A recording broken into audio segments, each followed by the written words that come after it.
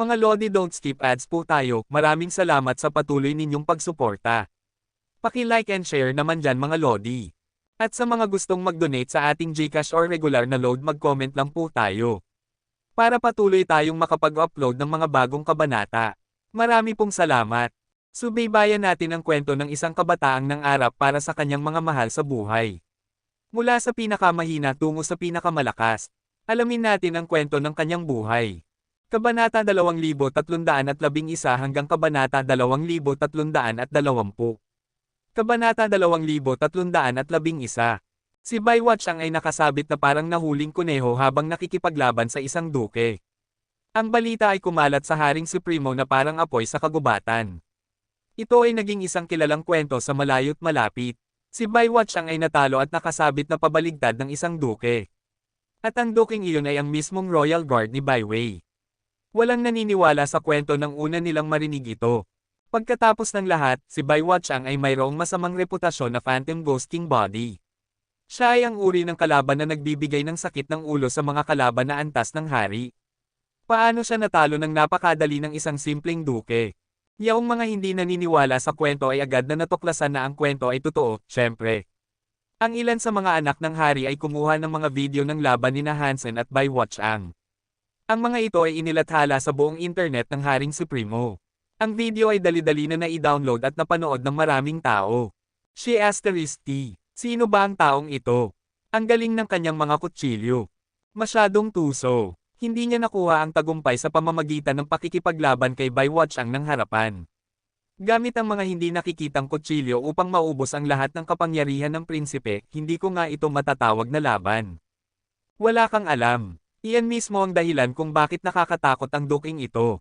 Kahit si Prinsipe Watch ay hindi mapantayan ang laban sa pagitan nila. Nakakatakot. Ang Phantom Ghost King Body ni Prinsipe Baywatch ay laging sumasalungat sa mga paghihigpit, at ang duking iyon ay tinalo pa rin siya. Ang kapangyarihan ng lalaking iyon ay nakakatakot. Mukhang kahawig ng Rebote's teeth knife, talaga. Ngunit ang teeth knife ay hindi makakagawa ng mga sinulid na ganoon, at walang paraan na ito ay mahawakan ng Phantom Ghost King Body. Ang laban ay naging isang mainit na pinag-uusapan na paksa. Sanay na sila na paminsan-minsan ay pumipili si Baywatch ng mga biktima upang saktan gamit ang kanyang kapangyarihan, ngunit hindi nila alam kung paano yung epekto ng si Baywatch ay mapahiya ng isang duke. Ang mga damdaming nabuo nito ay mahirap ipaliwanag. Ang lahat ng mga prinsipe at prinsesa ay kumilos ng napaka-awkward ngayon. Pagkatapos ng lahat, si Haring Bai ay napakamapagmahal kay Baywatch at siya ay isang napakamayabang na tao. Marami sa mga anak ng hari ang umiwas kay Baywatch ngunit sa kaloob-looban nila, hindi sila sumasang-ayon na siya ang pinaka-talented na prinsipe. Ang reputasyon na iyon, kasama ang kanyang paboritong pagtrato, ay nagdulot sa kanila ng inggit. Ngunit ngayon, si Baywatch ay binigyan ng leksyon ng isang Royal Guard. Marami sa mga anak ng hari ang natuwa na makita siyang bumagsak ng kaunti. So what if he is talented? He is just some dumb asterisk with powerful limbs. He got played by an outsider duke. He is embarrassing, and yet, father treats him so well. Isang prinsipe na nakakita sa video ay tumawa. Si Miss Mirror ay nanood ng video ng maraming beses. Parang mas lalong nagulat siya sa bawat pag-replay. Ang nakita niya sa The Grave of Soldiers and Kings ay ibang-iba sa nakikita niya ngayon. Nagdulot ito kay Miss Mirror na magtaka kung ang duke sa video ay talaga ang parehong Hansen na kanyang nasaksihan sa grave. Sa loob ng grave, si Hansen ay gumamit lamang ng hilaw na kapangyarihan upang lumaban. Siya ay parang isang unggoy na may malalaking kalamnan, determinado na durugin ang lahat ng darating sa kanya. Ngunit sa laban na ito, si Hansen ay masama at tuso. Niloko niya si Baywatch mula simula hanggang matapos. Ang nagagalit na prinsipe ay hindi nakapagpalabas ng kanyang sariling Phantom Ghost King Body power. What a powerful strategy and amazing knife skills. Did he learn those in Sky Palace? But can Sky Palace's knife skill suppress the Phantom Ghost King Body? Si Miss Mirror ay nakatitig sa video na may malalim na pag-iisip. Bigla, ang tingin ni Miss Mirror ay tumigil sa kamay ni Hansen. Ang video ay hindi gaanong malinaw, kaya hindi sigurado si Miss Mirror kung ano ang kanyang nakikita. Mag-zoom in dito at palakasin ang larawang ito, tawag ni Miss Mirror sa ilang mga tekniko habang tinuturo ang isang daliri sa kanang kamay ni Hansen. Ang larawan ay nag-zoom in at lumiwanag. Mayroong isang pilak at esmeralda na singsing sa daliri ni Hansen. Nang makita ni Miss Mirror ang singsing, pumuti ang kanyang mukha. Ang kanyang panga ay naninigas habang nakatitig. Ang kanyang kalmadong, kaakit-akit na ekspresyon ay nawala, at nagsisimula na siyang magmukhang isang ibang tao. Ang singsing na iyon, bakit niya ito hawak? Natagpuan ba niya ang kanyang libingan sa loob ng The Grave of Soldiers and Kings? Ang ekspresyon ni Miss Mirror ay hindi mabasa. Nakatitig siya sa singsing sa daliri ni Hansen ng ilang sandali bago bumalik sa kanyang silid tulugan. Matapos isara ang pinto sa likuran niya, kinuha ni Miss Mirror ang isang maliit na kahon mula sa ilalim ng kanyang kama. Nag-atubili siya sa una, pagkatapos ay dahan-dahan itong binuksan. Tinitigan niya ang loob nito na may magkasalungat na ekspresyon. Ang kahon ay may hawak na isang pilak na singsing. Ito ay may nakalagay na esmeralda na mukhang mata. Ito ay tulad ng singsing na hinukay ni Hansen mula sa The Grave of Soldiers and Kings, ngunit ang isang ito ay mas maliit kaysa sa kay Hansen. Hinawakan ni Miss Mirror ang singsing sa kahon, ngunit hindi niya ito kinuha. Pagkatapos, isinara niya ang kahon at ibinalik ito. Ang ekspresyon ni Miss Mirror ay mukhang normal na muli, ngunit may isang nakakagambalang bagay pa rin na nakikita sa kanyang mga mata. Si Miss Mirror ay lumingon upang umalis sa silid, ngunit nag-atubili siya at bumalik. Ang kanyang mga mata ay mukhang seryoso habang kinuha niya muli ang kahon. Kinuha niya ang singsing, inilagay ito sa kanyang daliri, at nagsalita sa sarili. Maaaring itinago mo ito ng maraming taon, ngunit hindi mo ito maitago magpakailanman.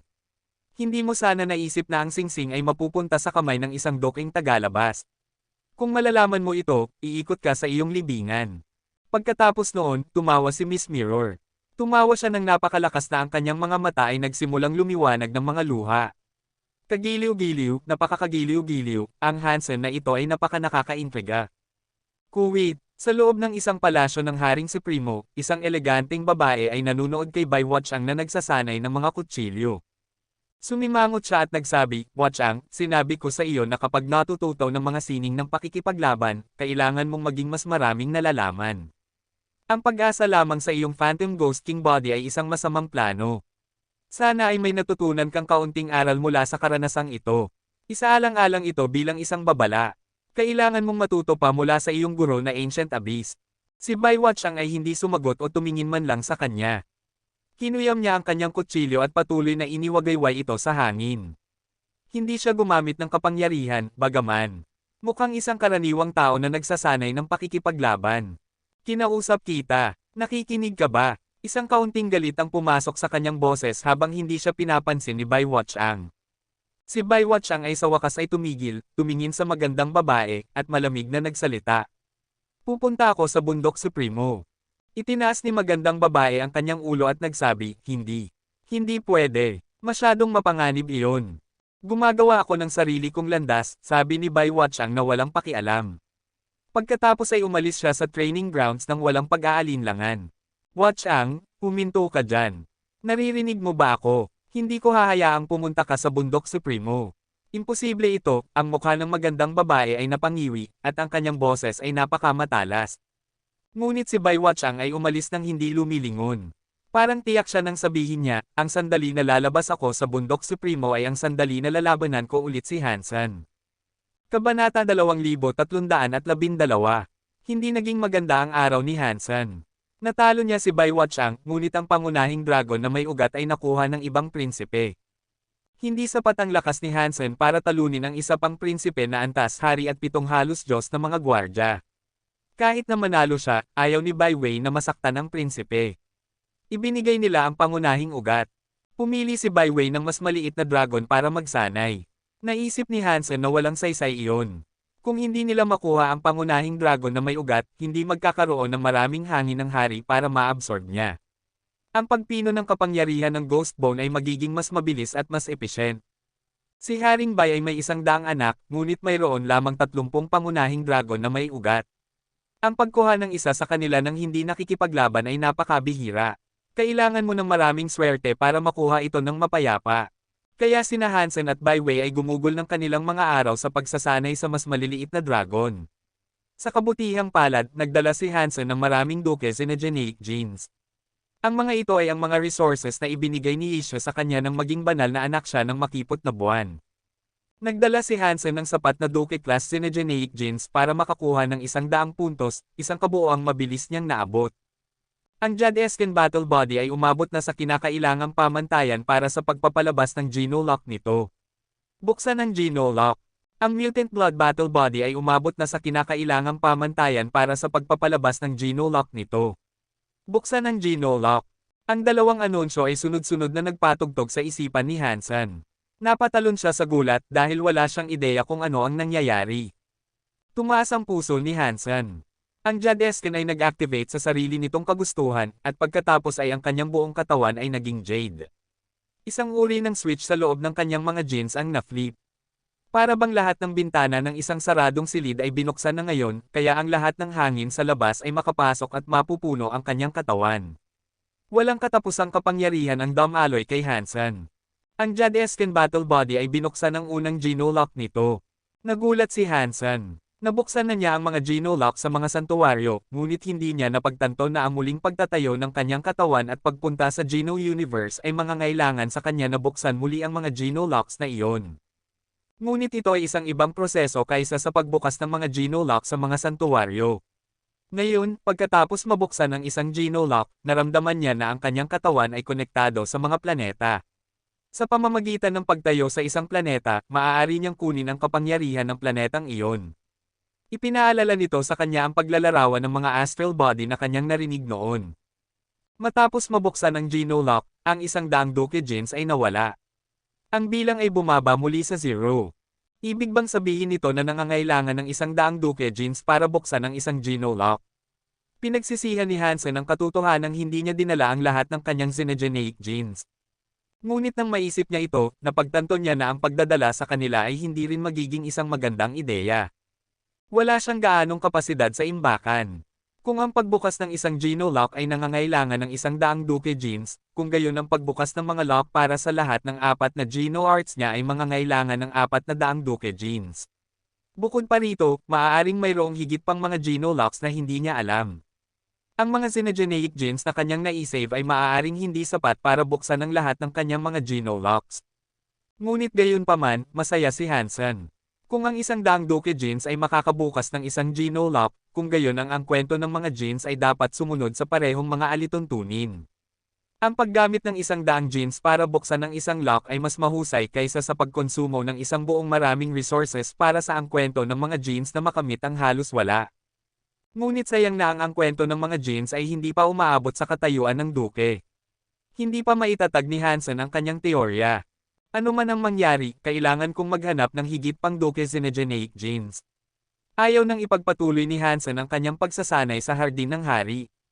Matapos pag-isipan ng mga bagay-bagay, nagpasya siyang kailangan niyang pumunta at manggaso ng mga Xenogeneics. Mahal na Reyna, ang aking pagsasanay ay umabot na sa hangganan nito sa lugar na ito. Walang panganib sa Hardin ng Hari, kaya bakit hindi ka manatili dito para magsanay habang ako ay pupunta at mangangaso ng mga Xenogeneics? Titingnan ko kung makakamit ko ang isang pagsulong. Ito ang benepisyo ng pagpili niya kay Baiwei. Kung naging gwardya siya ni Bai Kang lang, maaari lamang siyang kumilos ayon sa mga utos ng prinsipe. Hindi niya kailanman masasabi ang isang bagay na napakatapang. Nag-isip si Baiwei ng sandali at nagsabi, kung gusto mong manggaso ng mga Xenogeneics, maaari kang pumunta sa paraiso ng mga kabalyero. Ang lugar na iyon ay ginawa para sa mga Royal Guards. Maraming Xenogeneics doon, at ang mga Royal Guards lamang ang pinapayagang pumasok, kaya ang pakikipaglaban ay hindi masyadong masama doon. Ang pagpatay ay hindi pinapayagan sa Hardin ng Hari. Dahil hindi siya nasa mortal na panganib, hindi nakakita si Baiwei ng dahilan para pilitin si Hansen na manatili. Inilabas pa niya si Hansen sa Hardin ng Hari bago bumalik para magsanay ng mag-isa. Hindi niya pinaplano na makipaglaban para sa isang pangunahing dragon na may ugat, kaya nakahanap siya ng isang mas mahinang dragon para magsanay. Sa ganoong paraan, walang manggugulo sa kanya. Gusto ni Hansen na dalhin sina Bauer, ang maliit na pulang ibon, at ang Blood Kirin sa paraiso ng mga kabalyero, ngunit sinabi sa kanya na ang mga Royal Guards lamang ang maaaring pumasok. Dahil dito, kailangan niyang pumunta ng mag-isa. Ang paraiso ng mga kabalyero ay isang sistema. Walang mga planeta na kayang suportahan ang ordinaryong buhay, ngunit maraming Xenogeneics pa rin ang nakatira doon. Ang mga normal na nilalang ay umaasa sa mga airships, maliban kung sila ay sapat na malakas para mabuhay sa hindi magandang kapaligiran. Kahit na mayroon si Hansen ang kanyang malaking puting balina, hindi niya ito gagamitin. Matapos niyang makapasok sa paraiso ng mga kabalyero, nakita niya na ang sistema ay inookupahan ng maraming galactic shrimp. Pinagmasdan ni Hansen ang galactic shrimp. Karamihan sa kanila ay antas-duke, ngunit hindi marami sa kanila. Kung ikukumpara sa mga kawin ng galactic shrimp sa mga sistema ng kaguluhan, ang kanilang bilang ay tila halos kaawa-awang maliit. Hindi pinatay ni Hansen ang mga galactic shrimp. Lumipad siya ng diretso sa isang orange na planeta. Bago pumasok si Hansen sa sistema, nagsagawa siya ng pananaliksik upang matiyak na handa siya. Alam niya na ang orange na planeta ay puno ng bato at metal na xenogeneics. Ang kanilang mga katangian sa depensa ay medyo kahanga-hanga at medyo bihira sila. Ngunit kulang doon sa mga king xenogeneics. Ang mga ordinaryong royal guards ay walang interes sa pangangaso sa planetang iyon. Dahil ayaw ni Hansen na pumunta sa mga sikat na planeta para mangaso, mas kaunti ang kanyang dapat ipag-alala. Ang mga sikat na lugar ng pangangaso ay magkakaroon ng napakaraming mga gwardya na antas-hari, at sila ang magiging pinakamalaking banta sa kanya. Ang paraiso ng mga kabalyero ay hindi hardin ng hari. Dahil ang mga royal guards lamang ang pinapayagang pumasok, maraming bagay ang magagawa nila. Hindi mahulaan ni Hansen kung ano ang maaaring mangyari kung makatagpo siya ng iba, lalo na kung sila ay magiging pag-alit. Nakarating si Hansen sa planet King Kong, at napapaligiran siya ng mga orange na bato hanggang sa abot ng kanyang mata. Habang tumatanda ang mga orange na bato, unti-unti silang nagiging orange na buhangin. Dahil walang atmosfera para suportahan ang mga tradisyonal na nilalang, ang planeta ay walang halaman. At nangangahulugan iyon na ang temperatura ng ibabaw ng planeta ay napakababa, mga 200 kelvins. Ang grabidad ay ilang beses na mas mataas kaysa sa karamihan ng mga planeta. Ang mga ordinaryong tao ay tiyak na hindi makakatira doon. Ngunit ang ganitong uri ng kapaligiran ay hindi makakaapekto sa isang duke. Nakarating si Hansen sa orange na buhangin ng disyerto at nagsimulang maglakad. Dahil ang mga xenogeneics ay nakatago sa mga yungib o sa ilalim ng mga buhangin, mahihirapan siyang makita ang mga ito kung lumipad siya. Dahil dito, nagpasya siyang maglakad. Ang Planet King Kong ay may maraming nag-iisang xenogeneics. Bihira silang kumilos sa mga grupo, na isa sa mga dahilan kung bakit ayaw ng ibang mga gwardya na pumunta doon. Kung ang mga gwardya ng hari ay gusto ng maraming mababang antas na xenogeneic genes, magtatagal bago nila ito makuha dahil sa kalayaan ng mga xenogeneics. Patuloy na naglakad si Hansen hanggang sa makita niyang tumaas ang buhangin sa paligid niya. Isang bagay na 3 metro ang haba ay biglang lumitaw mula sa buhangin. Kabanata 2313. Kumislap ang mga mata ni Hansen na parang kidlat habang humarap sa bagay na lumalabas mula sa buhangin. Ito ay isang humanoid na hugis na gawa sa bato. Tumayo ito at agad na sinipa ang isang kamao ng bato patungo kay Hansen.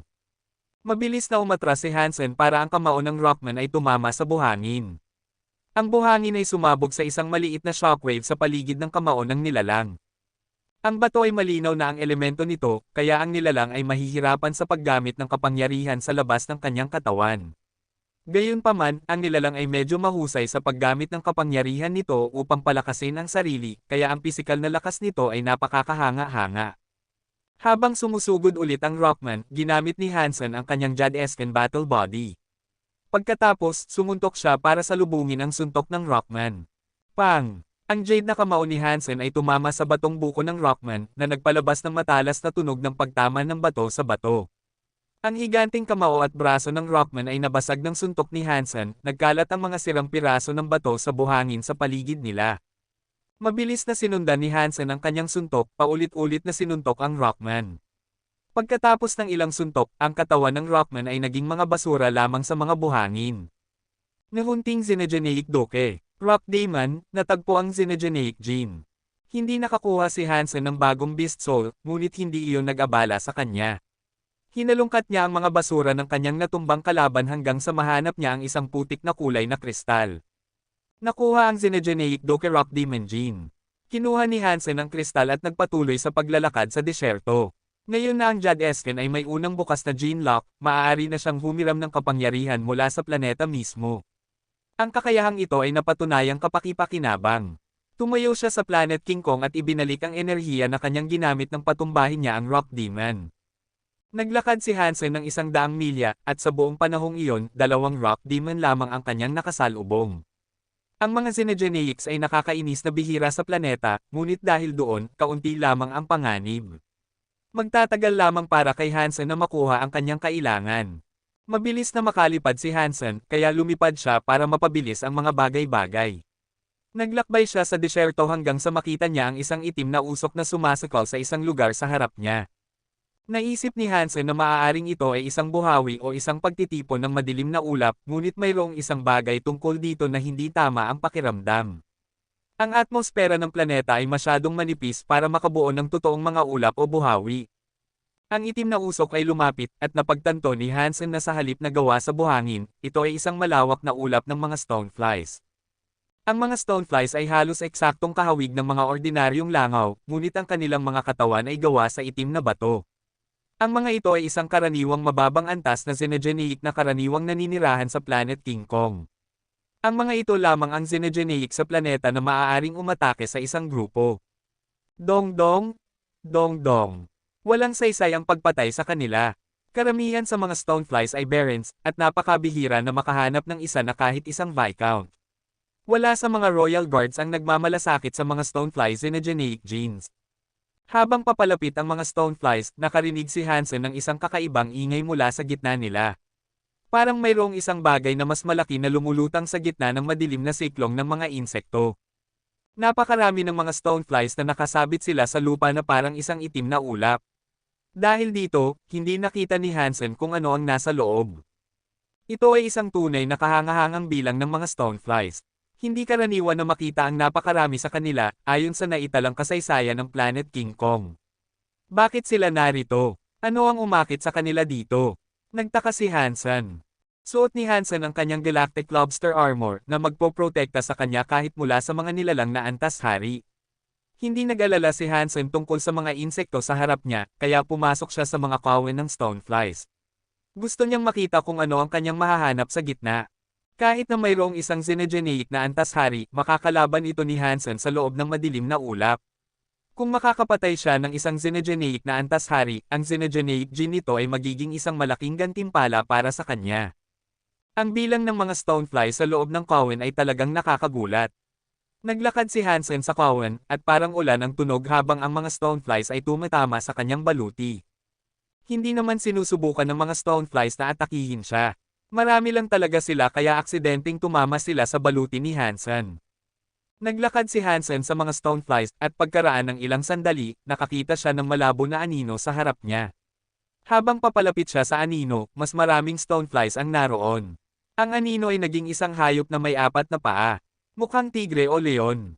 Ngunit ang aninong iyon ay natatakpan ng mga stoneflies kaya hindi nakita ni Hansen kahit 1 pulgada ng balat nito. Bukod sa isang magaspang na balangkas, ang hugis ng nilalang ay nakatago. Nasabi lamang ni Hansen na ito ay 20 metro ang taas at 30 metro ang haba.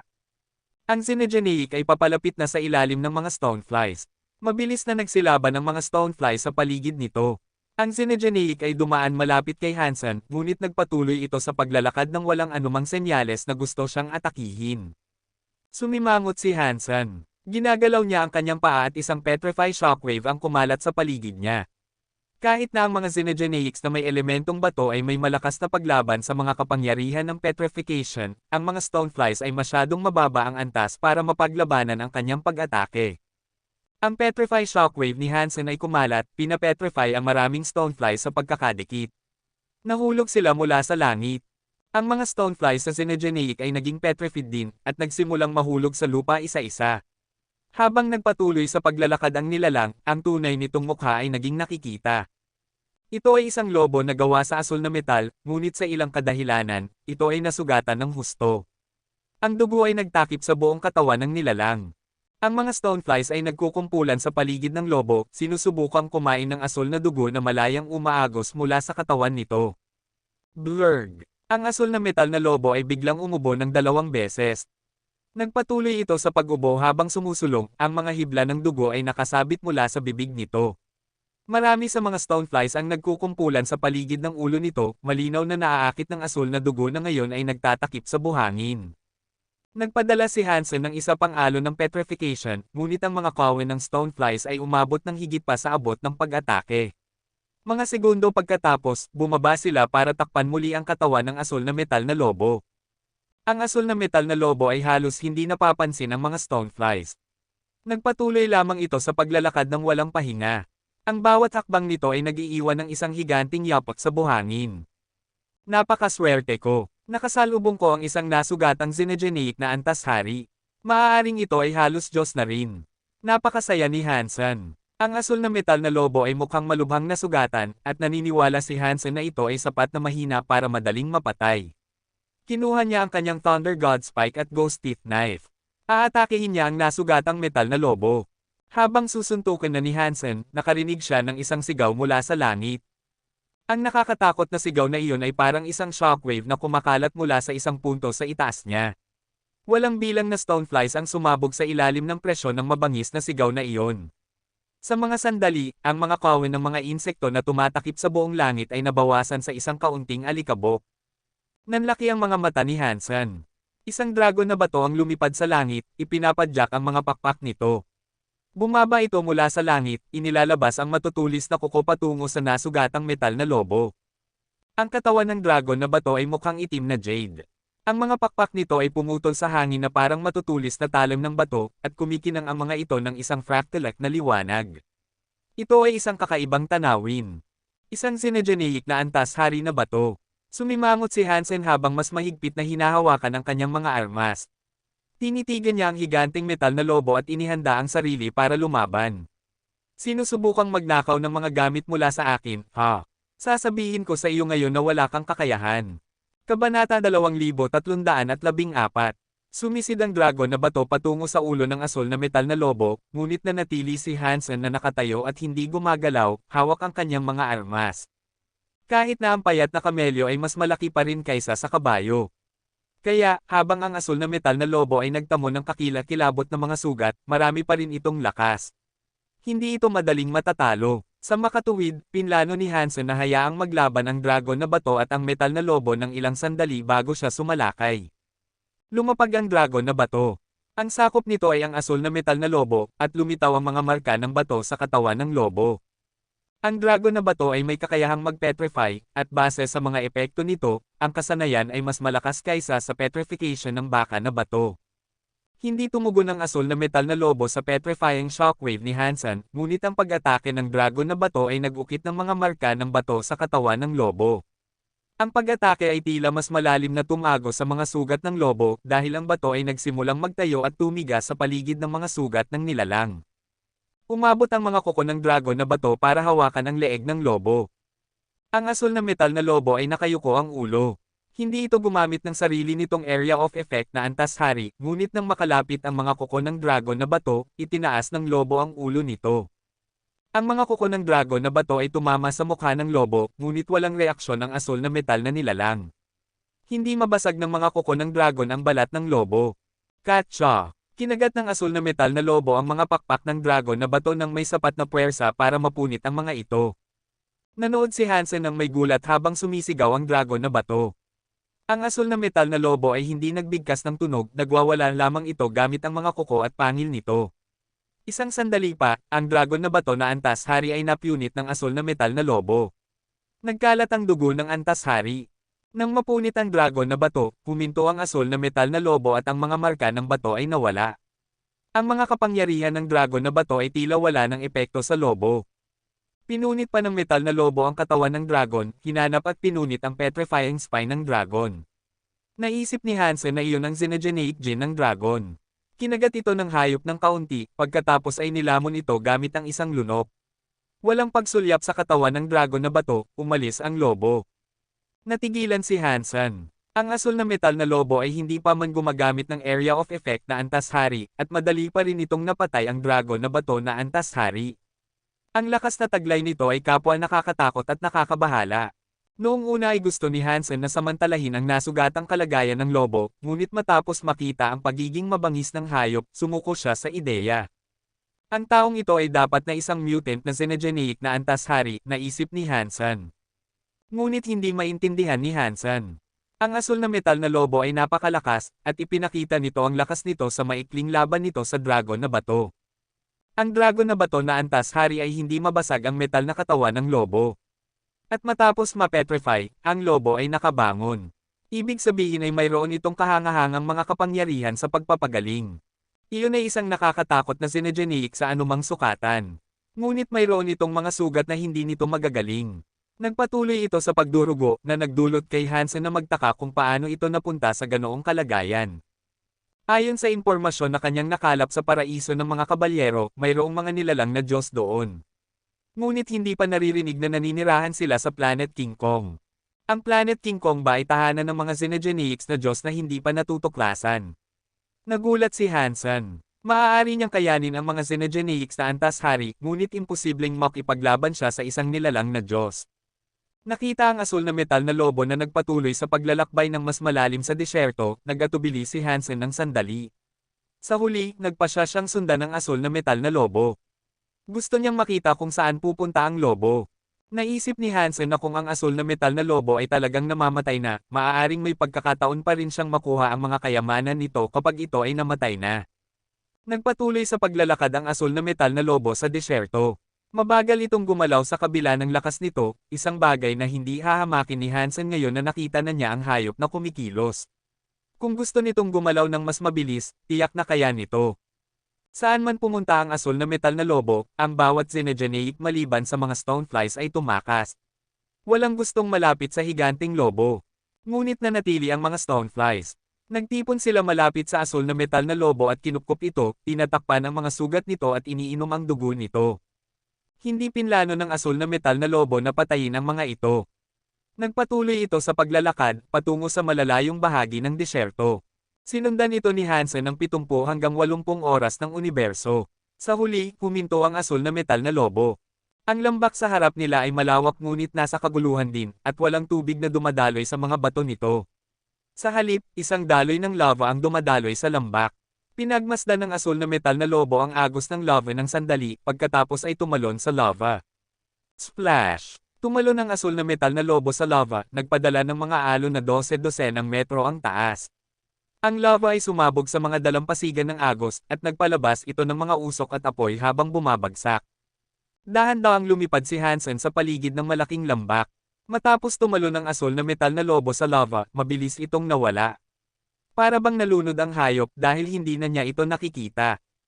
Kakaiba, ang asul na metal na lobo ay hindi mukhang naaayon sa elemento ng apoy.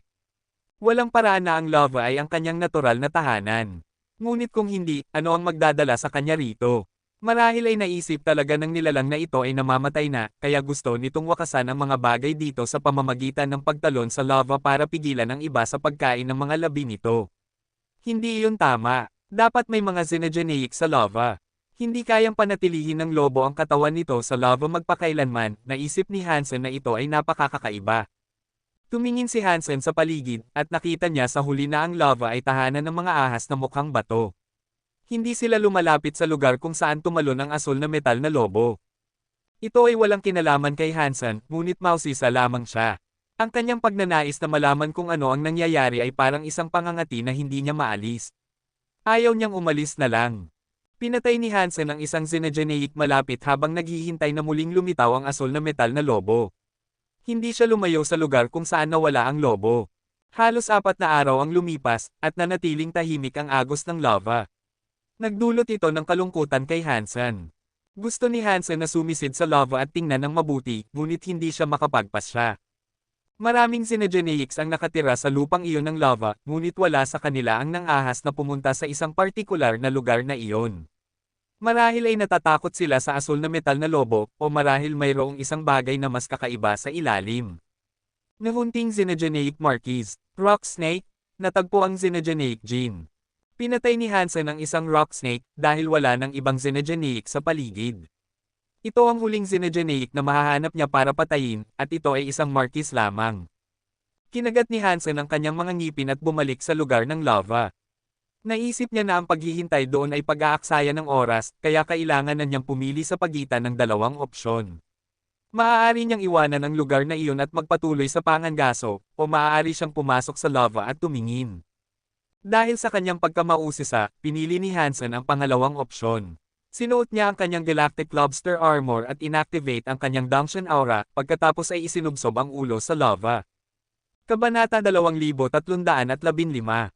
Napakataas ng melting point ng bato ng Planet King Kong, kaya ang lava mismo ay napakainit.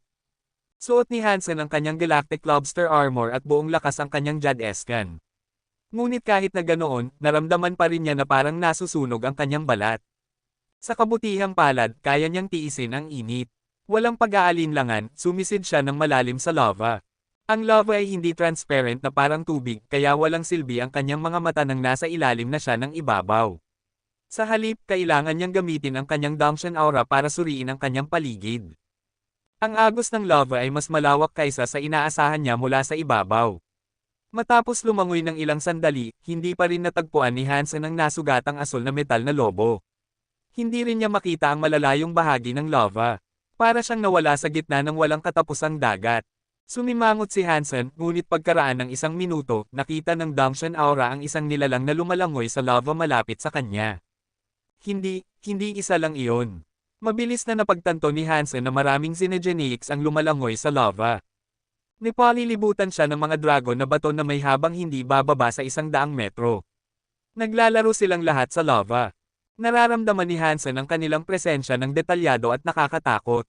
Lahat sila ay antas-hari, at marami sila. Nararamdaman ni Hansen na hindi bababa sa 12-12 ang bilang nila. Sa kabutihang palad, ang mga dragon na bato ay tila walang interes kay Hansen. Marahil ay masyadong maliit siya, at dahil doon hindi niya makuha ang kanilang atensyon. Isang dragon na bato na may habang 1,000 metro ang maayos na lumangoy na dumaan kay Hansen, at nagpasya siyang tumalon sa batong katawan na iyon na parang isang maliit na butiki. Kumapit siya sa balat ng dragon na bato at hinayaan itong dalhin siya pasulong. Sa walang katapusang dagat na lava na iyon, ang paghahanap ng isang nasugatang asul na metal na lobo ay hindi na mukhang isang makatutuhanang layunin. Gayunpaman, kung ang kawan ng dragon na bato ay hindi pagalit, ang paggamit ng isang dragon na bato para tumingin sa paligid ay mukhang isang magandang ideya. Lumangoy ang dragon na bato sa lava ng ilang sandali, at sa huli ay sumisid ito ng mas malalim sa dagat ng lava. Tumaas ang temperatura sa paligid nila, at naramdaman ni Hansen na parang nasusunog ang kanyang balat. Sa kabutihang palad, ang mga kaliskis ng dragon na bato ay malamig. Hindi sila nagbabago ayon sa temperatura ng lava, at ang pagdikit sa mga ito ay nagparamdam kay Hansen ng mas maayos. Maraming Xenogeneic sa dagat na lava na iyon. Lahat sila ay mga fire or rock elementals, ngunit nang makasalubong nila ang kawan ng dragon, lahat sila ay umiwas. Wala sa mga nilalang ang gustong makipaglaban sa mga dragon. Ngunit gayunpaman, tila walang senyales ng asul na metal na lobo kahit saan. Nagdulot ito ng pagtataka kay Hansen. Ang lugar na ito ay hindi angkop para sa asul na metal na lobo. Bakit siya pupunta rito? Habang iniisip ni Hansen ang tanong, bigla siyang nakaramdam ng isang alon ng presyon na dumaan sa kanya. At pagkatapos, ang nasusunog na sensasyon ay mabilis na nawala. Napansin ni Hansen na wala na ang lahat ng lava. Binuksan niya ang kanyang mga mata at ang nakita niya ay nagulat sa kanya. Ang nasusunog na lava ay hawak ng isang hindi nakikitang kapangyarihan. Lumikha ito ng isang langit ng lava, at sa ilalim ng langit ng lava ay isang isla na parang panaginip. May mga pool, bundok, bulaklak, at puno doon. Ang puting ulap ay nakasabit sa paligid nito. Mukhang isang piraso ng langit. Isang lawa ang nasa gitna ng isla na iyon, nagsisimula na parang isang higanting mainit na bukal. Ang asul na metal na lobo ay naliligo sa loob ng lawa. Mukhang pagod na pagod ito, na parang ang pagpunta sa isla ay isang kinakailangang bakasyon. Ang mga dragon na bato ay lumilipad na ngayon sa paligid ng isla. Gusto din nilang pumasok sa lawa, ngunit tila natatakot sila. Sa halip, patuloy silang umuungal sa metal na lobo. Nagpatuloy ang asul na metal na lobo sa pagligo ng may kasiyahan, hindi pinapansin ang maingay na mga dragon. Nakita ni Hansen na ang mga sugat ng asul na metal na lobo ay halos gumaling na. Matapos ang mga araw na ginugol nito sa lawa, tila halos ganap na nakabawi na ito. Maaari bang pagalingin ng tubig ng lawa na iyon ang mga bagay? Tumingin si Hansen sa lawa na iyon. Ang lawa ay mukhang napakaliwanag, at nakikita niya ang tubig ng bukal na kumukulo sa gitna nito. Ang maulap na hangin ay tumataas, ngunit wala siyang napansin na kakaiba tungkol dito. Ang lawa ay napapalibutan ng mga bundok, puno, at mga baging. Ang ilang mga bulaklak ay namumukadkad sa pagitan ng mga ulap. Kung hindi dahil sa langit ng lava, ito ay magmumukhang isang uri ng holiday resort. Marahil ang mga dragon na bato ay sa wakas ay nagtagumpay sa pag-inis sa lobo dahil ang nilalang ay tumayo mula sa lawa at umungal pabalik sa kanila. Lahat ng mga dragon na bato ay mukhang nagulat at bumalik sila sa langit ng lava. Iniwan nila ang kakaibang isla sa ilalim ng lava. Habang isinasaalang-alang ni Hansen ang isla, napagpasyahan niya na ang isla ay maaaring ang tirahan ng mga dragon na bato. Mukhang kinuha ito ng asul na metal na lobo sa kanila. Marahil iyon ang dahilan kung bakit napilitan silang umalis. At ang asul na metal na lobo ay maaaring gumagamit lamang ng lawa sa isla para pagalingin ang sarili. Nadidismaya si Hansen. Ang mga sugat ng asul na metal na lobo ay halos gumaling na. Kahit na ang mga dragon na bato na antas hari ay natatakot na ngayon sa hayop kaya wala ng tsansa si Hansen. Binitawan ni Hansen ang pagkakahawak sa katawan ng dragon na bato at sumisid palabas ng dagat ng lava. Gusto niyang bumalik sa lambak para makabalik siya sa pagpatay ng mga Xenogeneics. Sinundan ni Hansen ang paikot-ikot na landas ng lambak. Matapos maglakad ng 1,000 milya, nakakita siya ng ilang higit pang rock demons. Pinatay niya ang mga ito at nakuha ang kanilang Xenogeneic genes, ngunit hindi pa rin niya nakuha ang isa sa kanilang mga beast soul. Bigla, nakakita siya ng anino na bumagsak mula sa langit. Sinira nito ang atmosfera, patungo kay Hansen. Nang makita ang anino, namutla ang mukha ni Hansen. Lumingon siya na may intensyon na umalis kaagad, ngunit ang aninong iyon ay masyadong mabilis. Lumapag ito mismo sa harap ni Hansen para harangan ang kanyang daan. Ano? Aalis ka na agad pagkatapos mo akong makita. Ayaw mo ba sa akin? Ang aninong iyon ay isang magandang babaeng gwardya. Ngumiti siya kay Hansen. Guardia Red Sleeve, minsan ko lang kayong nakita. Hindi ko lang kayo nakilala. Paano ko naman hindi magugustuhan kayo? Nagmamadali lang akong mangaso ng mga Xenogeneics. Kung wala nang iba pang gusto ninyo, kailangan ko nang umalis. Lumingon si Hansen at nagsimulang umalis. Ngumiti si Red Sleeve at nagsabi, mahal kong nakababatang kapatid, sa hardin ng hari, naniniwala ako na nakilala mo ang iyong nakakatandang kapatid na babae, tama? Bakit mo naman sasabihin iyon? Nanginginig si Hansen at pinilit ang isang mapait na ngiti. Alam niyang hindi na siya makakapagtago pa. Lumingon siya para harapin si Red Sleeve, at ang katawan nito ay nagbago na. Mayroon itong mapuputing tainga at buntot ng fox. Ang mukha nito ay nagbago sa isang mukha na kilalang kilala ni Hansen. Si Fox Queen iyon. Nakikita ko na ang mukha ng aking kapatid na babae ay ganoon pa rin. Ang ganda mo pa rin. Napakasaya kong makita ka. Ngumiti si Hansen, ngunit ang kanyang isipan ay nagmamadali kung paano makatakas. Si Fox Queen ay sapat na matapang para magpanggap na isa sa mga haring supremo at makalapit kay Prinsipe 14 sa proseso. Dapat ay may malaking plano siya. Ngayon na nalaman ni Hansen na siya ay nasa kanila, walang paraan na hahayaan niya siyang mabuhay. Hindi ipinakita ni Hansen na nakilala niya ito noon, umaasang hindi niya mapagtatanto na nakilala niya ito. Naisip niya na magtatagal bago niya malaman na natuklasan niya ang sikreto nito, kaya hindi niya inaasahan na pupuntahan siya nito ng ganoon kabilis.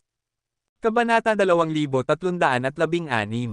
Dumilim ang magandang mukha ni Fox Queen. Pinaglalaruan mo ba ako sa pagsasabing natalo ako sa kamay ng iyong guro? Masyado mong binibigyang kahulugan ang aking mga salita, ate. Tumawa si Hansen. Ang ekspresyon ni Fox Queen ay parang yelo, at sinabi niya, kung hindi ako napigilan ng napakatagal kaya ang aking mga talento ay tumigil, hindi sana ako matatalo ng iyong guro. Kapag nakabawi na ako ng lakas, babasagin ko siya. Malinaw na, si Fox Queen ay mayroon pa ring maraming pagkamuhi kay Yesha dahil sa kanyang pagkatalo. Mukhang iniisip niya ang kanyang pagkatalo. Kung nagpapagaling ka pa rin, bakit ka pumunta rito sa Haring Supremo? Tanong ni Hansen na may ngisi. Gusto niyang makuha ang anumang impormasyon na kaya niyang makuha mula sa kanya. Binigyan siya ni Fox Queen ng isang magandang ngiti. Huwag kang mag-alala, hindi ako nandito para magdulot sa iyo ng problema. Umaasa talaga akong makikipagtulungan sa iyo. Gusto mong makipagtulungan. Bakit? Tumingin si Hansen kay Fox Queen na may pagkalito. Para magnakaw ng kayamanan, syempre. Kung walang kayamanan na makuha, bakit ako nandito sa Haring Supremo? Sabi ni Fox Queen, papalapit kay Hansen. Inilahad niya ang kamay para hawakan si Hansen sa pisngi, ngunit tumalon si Hansen ng 50 metro palayo na parang kuneho. Mukhang alerto siya. Ha! Hindi naman iyan matapang sa iyo. Huwag kang mag-alala, kailangan ko ang tulong mo. Hindi ko balak na gumawa ng masama sa iyo, tinitiyak sa kanya ni Fox Queen na may tawa. Malamig na sinabi ni Hansen, isa lang akong maliit na duke. Sa tingin ko hindi kita matutulungan. Matapang si Fox Queen na sumuot sa Haring Supremo. Ano man ang gusto niyang nakawin ay dapat na mahalaga. Kung may magpapasimangot sa Haring Supremo, malamang nasisirain ng piling lahi ang mga kaibigan at pamilya ng taong iyon. Kahit na hindi natatakot si Hansen, kailangan niyang isipin ang kanyang pamilya at mga kaibigan sa Planet Eclipse. Bukod pa rito, ang masasamang babae tulad ni Fox Queen ay hindi mapagkakatiwalaan. Masaya niyang ipagkakanulo ang sino mang gusto niya. Tutulungan mo ako. Nandito lang ako para bumati para maging handa ka, sabi ni Fox Queen. Bumalik ang katawan niya sa anyo ni Red Sleeve. Kumaway siya kay Hansen at nagpatuloy sa pagsasalita, aalis na ako. Masama kung may makakita sa iyo na kasama ko. Magkikita tayo mamaya, mahal kong kapatid. Pagkatapos noon, inilagay ni Fox Queen ang kanyang mga daliri sa kanyang sexy na pulang labi. Hinalikan niya si Hansen at pagkatapos ay lumipad palayo. Sumimangot si Hansen. Si Fox Queen ay pumunta roon para makita siya at ipakita ang kanyang tunay na anyo. Malinaw na naroon siya para babalaan siya tungkol sa paglalantad ng kanyang tunay na pagkakakilanlan. Paano niya ako magagawang pagbantaan? Hindi naman niya ako ma-blackmail o anumang bagay, ngunit mukhang masyadong kumpiyansa siya. Dapat ay may mga dahilan siya. Hindi niya ako niloloko, di ba? Hindi maintindihan ni Hansen ang kanyang kasalukuyang laro. Nagtaka siya kung ano talaga ang nag-udyok sa kanya na ilantad ang kanyang tunay na sarili sa kanya doon. Inalis ni Hansen ang mga iniisip kay Fox Queen at bumalik sa pangangaso ng mga Xenogeneics. Ang kanyang paghabol sa mga Xenogeneics ay nagdala sa kanya sa isang orange na bundok. Nang lumapag siya, nagsimulang manginig ang isang pader sa tabi niya. Isang nilalang na gawa sa itim na metal ang lumitaw. Mukhang manika ito, at lumabas ito mula sa pader. Ang katawan nito ay gumagalaw na parang makina habang papalapit kay Hansen. Isang metal na manika na antas doke. Ngumisi si Hansen. Ang mga metal na manika ay espesyal na uri ng Xenogeneic ng Planet King Kong. Napakabihira nila, at hindi karaniwan na makita ang isa sa labas ng mga minahan ng metal. Ang Xenogeneic gene ng metal na manika ay isang napakabihirang sangkap ng kayamanan ng Xenogeneic. Ito ay isang item na antas doke, ngunit ito ay isang mahalagang bahagi para sa paglikha ng mga kayamanan ng Xenogeneic na antas hari. Ang katawan ng isang metal na manika ay isang magandang sangkap din ng kayamanan ng Xenogeneic. Ang buong katawan nito ay mahalaga. Kailangan ni Hansen ng Xenogeneic genes, at ang isang metal na manika ay katumbas ng 12 ng ordinaryong doke Xenogeneic genes. Ang katawan ng nilalang ay mukhang clumsy, at bigla itong nagsimulang gumalaw. Ang kamao nito ay kumislap patungo kay Hansen na parang kidlat. Ang bagay ay maaaring mukhang awkward, ngunit ito ay gumagalaw ng may hindi kapani-paniwalang bilis. Ang isang ordinaryong tao ay hindi makasasagot sa pag-atake nito sa oras. Ngunit ang mga oras ng reaksyon ni Hansen ay ang pinakamahusay sa pinakamahusay. Tumalon siya at umiwas sa mabilis na suntok ng metal na manika, pagkatapos ay sinuntok niya ang kanyang ghost teeth knife at pinutol ang utak ng metal na manika sa kalahati. Nahunting Xenogeneic doke. Metal doll, natagpo ang Xenogeneic gene. Nakuha ang beast soul ng metal doll. Binigyan ako nito ng beast soul. Nais kong malaman kung anong uri ng beast soul ito. Natutuwa si Hansen. Sinuri niya ang beast soul sa loob ng kanyang Sea of Soul. Duke Beast Soul Metal Doll, uri halo. Bago pa masubukan ni Hansen ang Beast Soul, isang malakas na ingay ang narinig mula sa itaas. May isang taong lumapag mismo sa tabi ni Hansen. Lumingon si Hansen para tingnan ang lalaki sa tabi niya. Ang presensya nito ay nakakatakot, at siya ay tiyak na antas hari. Iwanan mo ang bagay na iyon doon, at papayagan kitang umalis, malamig na sabi ng gwardya na antas hari. Pagkatapos ay gumalaw siya para kunin ang mga labi ng metal na manika. Akin iyon. Humakbang si Hansen sa metal na manika, tinanggal ito sa pagkakahawak ng ibang gwardya. Nanginginig ang metal na manika sa ilalim ng mga paa ni Hansen.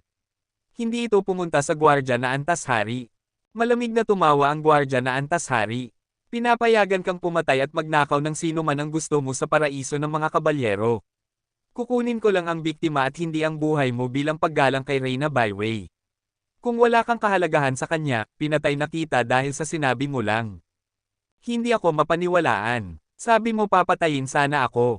Gusto kong makita kung totoo iyon, walang pakialam na sabi ni Hansen, nakatayo pa rin sa katawan ng metal na manika. Pinayagan ni Haring Bai ang kanyang mga anak at apo na makipaglaban, ngunit sinigurado niyang may mga alituntunin para pigilan silang magpatayan. Hindi nila kailangang mag-alala na mamatay. Hanggat nabubuhay si Haring Bai, walang anak ng hari ang papatay sa kanilang mga kapantay. Ngunit ang mga buhay ng mga Royal Guards ng mga anak ay hindi gaanong mahalaga. Ang mga Royal Guards ay madalas na pinapatay sa mga pagtatalo sa pagitan ng mga anak ng hari. Ang paraiso ng mga kabalyero ay isang mapanganib na lugar. Pinapatay ng mga gwardya ang mga Xenogeneics doon at nakikipagkompetensya rin sila sa ibang mga gwardya. Hindi ito tulad ng Hardin ng Hari kung saan ipinagbabawal ang pagpatay. Ito ay magiging isang madaling lugar para makatakas sa pagpatay. Tama ang gwardya na antas hari. Sasaktan niya si Baiwei kung papatayin niya si Hansen doon, ngunit walang mananagot sa kanya ng personal. Malaya pa rin siya. Ngunit ayaw umatras ni Hansen. Pumunta siya sa Haring Supremo para kumuha ng mga resources at hindi siya madaling susuko. Kung gusto mong mamatay, huwag mo akong idadamay, angle ng gwardya na antas hari. Pagkatapos ay nagpadala siya ng isang berdeng area of effect na sumasakop sa distansya ng ilang libong metro. Sa loob ng perimeter ng pag-atake, naramdaman ni Hansen na parang nasa tubig siya. Ang nakakasikal na kapangyarihan ay napakalakas kaya hindi siya makagalaw ng malaya. Malinaw na, ang awe ay may elementong tubig na nagpapababa sa mobility ni Hansen.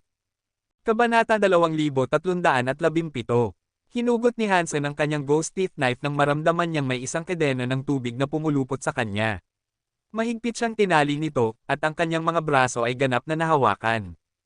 Hindi gumalaw ang gwardya na antas hari para umatake. Hinayaan niya lang ang kanyang awe na lapitan si Hansen. Ang mga paa ni Hansen ay nakabuka habang siya ay lumulutang sa harap ng gwardya na antas hari. Iniisip mo bang ang pagkatalo kay Prinsipe Watchang ay gumagawa sa iyo ng isang matapang? Napakasimple mo. Ang mga doks ay doks pa rin. Ang pagkakaiba ng kapangyarihan sa pagitan ng isang duke at hari ay ang parehong pagkakaibang panlipunan na naghihiwalay sa mga maharlika at alipin. Ito ang pagkakaiba sa pagitan ng langit at lupa. Ito ang pagkakaibang naghihiwalay sa mga bituin at buwan, sabi ng gwardya na antas hari. Inabot niya ang ghost teeth knife ni Hansen. Balak niyang gamitin ang sariling espada ni Hansen para patayin siya. Nang abutin ng gwardya na antas hari ang hawakan ng ghost teeth knife, ginamit ni Hansen ang Jade Esken at Mutant Blood ng sabay. Ang kanyang laman ay naging jade, at ang kanyang kristal na dugo ay natunaw. Para itong kumukulong lava ngayon, umaagos sa buong katawan ni Hansen. Ang tubig na pumipigil sa katawan ni Hansen ay lumiit. Hindi ito naputol, ngunit nabatak. Hindi nito mapipigilan ang ginagawa ni Hansen. Ang monarkiya ay maaaring matambak. Ang langit at lupa ay maaaring baligtarin. Ang mga bituin ay maaaring ilipat. Ang araw at gabi ay maaaring ipalit. Ang lahat ay nasa aking mga kamay. Ang boses ni Hansen ay kasing lamig ng bakal. Kinuha niya ang ghost teeth knife at inihampas ito sa gwardya na antas hari. Ang kapangyarihan ng teeth ay naging isang umuungal, madilim na lilang demonyo. Kakainin nito ang lalaki. Isa ka lamang na duke. Paano mo nalalaman kung gaano kapal ang langit? Iniisip mo bang maaaring maalog ang lupa? Gaano kaliwanag ang mga bituin at buwan, sa tingin mo? Hindi gumalaw ang knight na antas hari. Sa halip, sumuntok siya laban sa hangin ng kutsilyo ni Hansen. Ang berdeng suntok ay parang tubig. Ang demonyo na hangin ng kutsilyo ng teeth power ay tumama sa tubig at lumikha ng ripple. Ito ay isang pag-ikot lamang, tulad ng isang patak ng tubig sa dagat, nagiging isa sa iba pa. Ang gwardya na antas hari ay sumuntok kay Hansen na may puwersa ng isang tsunami. Si Hansen ay parang isang bangka, umuugoy sa mga mabangis na alon ng magulong dagat, nahuli ng mga kapangyarihan na maaaring magpabagsak at magpalunod sa kanya anumang oras. Dong! Bigla, ang kaliwang kamay ni Hansen ay tumama sa Blood Scorpion Jade Drum na nakakabit pa rin sa kanyang baywang. Ang tunog na iyon ay parang nakal-alasong tibo ng isang alakdan, at ito ay tumusok sa ulo ng gwardya na antas hari. Nagbago ang mukha ng gwardya. Ang berdeng liwanag nito ay maliwanag at makapangyarihan pa rin, ngunit huli na para gumawa siya ng anumang bagay tungkol sa pag-atake ni Hansen. Ang tunog ng drum ay dumiretso sa kanyang ulo. Parg! Sigaw ng gwardya na antas hari, at ang kanyang awe ay nasira. Hinugot ni Hansen ang Thunder God Spike na nakasabit sa kanyang likod. Ginamit niya ang kapangyarihan ng kidlat para tusukin ang gwardya na antas hari na sumisigaw pa rin dahil sa pag-atake ng drum. Ngunit naramdaman ni Hansen na ang Thunder God Spike ay medyo napipigilan. Para bang sinusubukan niyang igalaw ito sa malalim na dagat, at napipilitang dahan-dahang ihiwalay ang tubig habang ito ay dumudulas pasulong. Kahit na ang mga bala ay mapabagal ng kapangyarihang iyon. *Man 8, ang awe ay masyadong nakakaapekto sa akin, naisip ni Hansen na may pagkadismaya. Bago pa tumama ang Thunder God Spike sa katawan ng gwardya, hinawakan ng lalaki ang kanyang ulo at umatras. Naiiwasan niya ang pag-atake ni Hansen. Maliwanag na minamaliit kita. Binuksan ng gwardya na antas hari ang kanyang kamay, at isang sibat ang lumitaw sa kanyang pagkakahawak. Maraming alon ng sibat ang dumating kay Hansen. Si Hansen ay napipigilan pa rin ng area of effect ng gwardya. Ang kanyang paggalaw ay nabagal, at hindi siya makaiwas. Itinaas niya ang Thunder God Spike at sinubukang gamitin ito para itaboy ang sibat ng gwardya na antas hari. Sinuntok din niya ulit ang Blood Scorpion Jade Drum. Dong! Ang drum ay parang kulog, at kailangan ng gwardya na antas hari na gamitin ang kanyang kapangyarihan para protektahan ang sarili. Napahinto niya ang pag-atake ng Blood Scorpion Jade Drum. Ang Thunder God Spike sa kamay ni Hansen ay bumangga sa sibat. Ang pilak na kidlat at ang berdeng liwanag ay nagbanggaan, ngunit ang kidlat ay hindi na itaboy. Tumama ito sa sibat. Mayroong isang malakas na sigaw habang ang gwardya na antas hari ay na-electrify. Halos mabitawan niya ang sibat sa kanyang kamay, ngunit hindi siya naparalisa ng matagal, at mabilis siyang nakabawi. Gusto ni Hansen na tusukin siya habang paralisado siya, ngunit hindi niya magawa. Nagulat ang gwardya na antas hari sa mga pag-atake ni Hansen. Nakakatakot na ang isang duke, kahit na siya ay nasa ilalim ng area of effect na antas hari, ay maaaring maging mapanganib. Nag-aalala si Hansen. Ang gwardya na antas hari ay mas malakas kaysa kay Night River King. 2 beses na siyang sumuntok, ngunit hindi pa niya nataman si Hansen. Hindi tinitingnan ng gwardya na antas hari si Hansen na may paghamak. Ang kanyang mga mata ay matalas, at ang kanyang sibat ay parang isang dragon na nakaturo kay Hansen. Ayaw niyang hayaang hawakan ni Hansen siya gamit ang Thunder God Spike. Ang katawan ni Hansen ay nakatali pa rin sa awe, at ang gwardya ay maingat na ngayon. Ito ay magiging isang maruming laban. Iniwasan ng gwardya ang Blood Scorpion Jade Drum at Thunder God Spike. Maingat siyang hindi mapaharap sa alinmang armas, at iyon ang paraan kung paano napapanatili ni Hansen ang kanilang pag-aalinlangan. Ang sibat ng gwardya na antas hari ay patuloy na tumutusok sa mga depensa ni Hansen, ngunit hindi niya malampasan ang Thunder God Spike ni Hansen. Nagulat siya dito, at naisip niya, ang duking ito ay nagtatanggol pa rin sa sarili, sa kabila ng pagiging nasa gitna ng aking awe attack. Ang taong ito ay talagang espesyal. Hindi katakataka na natalo niya si Prinsipe by Watch Ang. Ang kapangyarihan ni Hansen ay patuloy na sumabog sa kanya. Halos hindi niya mapigilan ang mga paghihigpit ng awe, at ang paggawa nito ay nangangailangan ng maraming enerhiya. At kung maubos niya ang kanyang sarili, ang pagkatalo sa kanyang kalaban ay magiging imposible. Nakakita si Hansen ng pagkakataon. Tumalon siya at ipinadyak ang kanyang mga pakpak na may intensyon na mag-teleport palabas ng area of effect ng hari. Ngunit ang mga kakayahan sa teleportation ng mga pakpak ay masyadong limitado. Maaari lamang siyang pumunta ng 1 milya sa isang pagkakataon na hindi sapat para ihiwalay ang sarili mula sa area of effect ng hari. At ngayon ang gwardya na antas hari ay paparating na sa kanya. Sa loob ng area of effect, hindi kayang makipagkompetensya ni Hansen sa bilis ng kanyang kalaban. Siya ay isang hari na may elementong tubig. Ang pagiging nasa isang lugar na may mataas na temperatura ay magiging isang disbentaha para sa kanya. Mabilis na lumingon si Hansen at tumungo sa napakalaking lambak ng lava. Pang! Sa ilalim ng mga paghihigpit ng area of effect na iyon ng hari, ang mga galaw ni Hansen ay mabagal. Ang gwardya na antas hari ay nagawang sumuntok sa kanyang balikat, at naramdaman niya ang tubig na tumusok sa kanyang sugat. Kinagat ni Hansen ang kanyang mga ngipin at pagkatapos ay tumalon sa lava. Madilim na tumawa ang gwardya na antas hari. Akala ko karapat-dapat kang igalang. Hindi ko inaasahan na gagawa ka ng isang bagay na napakamangmang. Ang tubig ay hindi isang malamig na elemento. Iniisip mo bang gagana ng maayos ang apoy laban sa tubig? Ipapakita ko sa iyo kung gaano nakakatakot ang tubig kapag nakaharap sa isang elemento ng apoy. Pagkatapos noon, tumalon ang gwardya na antas hari sa lava nang walang pag-aalinlangan.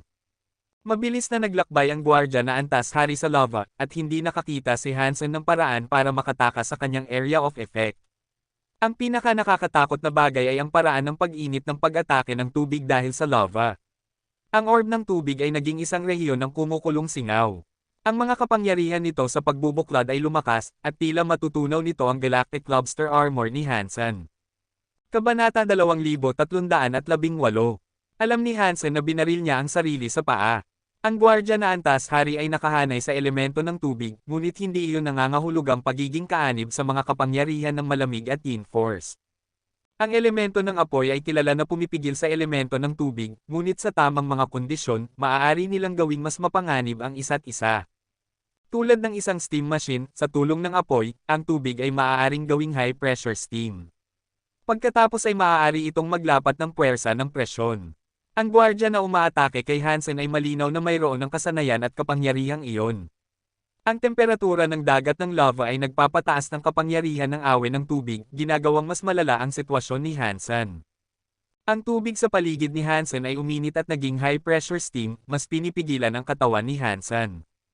At ang init ay nagiging hindi na matiis. Para siyang itinapon sa isang super high-pressure na kaldero. Kung hindi ginagamit ni Hansen ang kanyang makapangyarihang Jad Esken Geno Art, madali siyang maluluto ng area of effect ng hari. Ang mga haring ito ay nagiging mas mahirap at mas mahirap harapin, reklamo ni Hansen sa kanyang puso, ngunit nanatili siyang nakatuon sa laban, gamit ang anumang kapangyarihan na mayroon siya. Ang Firecrow Beast Soul mula sa mga sistema ng kaguluhan ay gumawa ng isang fire halo awe na magbibigay kay Hansen ng mga kapangyarihan ng apoy. Pinapaganda rin nito ang kanyang paglaban sa elemento ng apoy. Iyon mismo ang epektong gusto ni Hansen, ngunit sayang, ang Beast Soul ay antas martis lamang. Ang epekto ay hindi gaanong kapansin-pansin, ngunit nagparamdam ito sa kanya ng medyo mas maayos. Tinawag niya ang Metal Doll Beast Soul pagkatapos. Kahit na hindi niya alam kung para saan ito, masyadong desperado siya para mag-alala tungkol dito. Kung ito ay makakatulong, ito ay inilalabas. Ibinigay ni Hansen ang Demon Bog King by Semes kay Hanyan at sa iba pa, kung sakaling mahirapan sila. Ang pugad ng ibon ay nasipsip ng maliit na pulang ibon. Sa ngayon, wala nang mas magandang alternatibong depensa si Hansen. Ang Metal Doll ay inilabas, at isang itim na halo na kahawig ng mga marka ng ngipin ay lumitaw sa paligid ng mga paa ni Hansen. Nang umikot ang halo na parang gulong, ang katawan ni Hansen ay natakpan ng itim na metal. Nararamdaman ni Hansen na parang nadagdagan ang kanyang kapangyarihan, at ang kanyang elemento ng kapangyarihan ay hindi na masisira. Mayroong isang tiyak na katalasan sa lahat ng kanyang mga galaw. Nang iwagayway niya ang kanyang armas, ang singaw na pumipigil sa kanya ay naging mas madaling putulin. Pinapataas ba ng Metal Doll halo ang kapangyarihan at katalasan ng gumagamit? Wala nang oras si Hansen para isipin ito. Kinagat niya ang kanyang mga ngipin at sumisid ng malalim sa dagat ng lava. Wala nang paraan si Hansen para bumalik sa ibabaw. Pinlano niyang pumunta sa isla na nasa ilalim ng lava at tingnan kung mahahanap niya ang grupo ng mga dragon na bato at ang asul na metal na lobo. Kung kaya niyang manipulahin ang mga ito para pumasok sa laban, maaaring may pagkakataon siyang lumaban.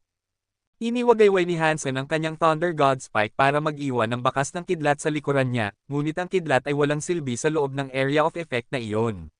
Ginamit ng gwardya na antas hari ang kanyang kapangyarihan para sirain ang pag-atake. Wala itong naabot. Pang! Isang suntok ang tumama sa katawan ni Hansen.